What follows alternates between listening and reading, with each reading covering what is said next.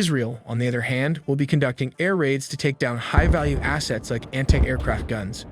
A second and third waves of the IDF will include inserting special forces, artillery guns, and infantry soldiers. We will also take a quick look at Hezbollah Phaedra rocket and the Iranian Tufan missiles, all in the videos ahead. Hezbollah, one of the Middle East's largest non-state actors, has been planning its strategy in tactical defense and offensive operations.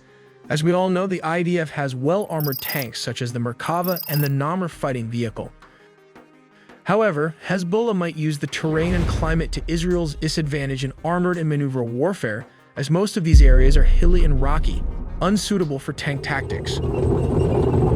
Hezbollah's tactics include light infantry, reportedly numbering around 100,000 soldiers, and anti-tank weapons like the Tufan, an Iranian anti-tank guided missile reverse-engineered from the American BGM-71 TOW missile. We will also look at how to fire this missile shortly in the video ahead.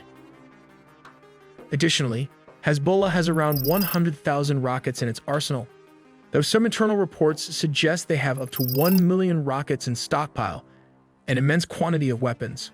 Not to forget the hundreds of drones from Iran like this one, which can serve as both counter-surveillance while also switching to attacking mode.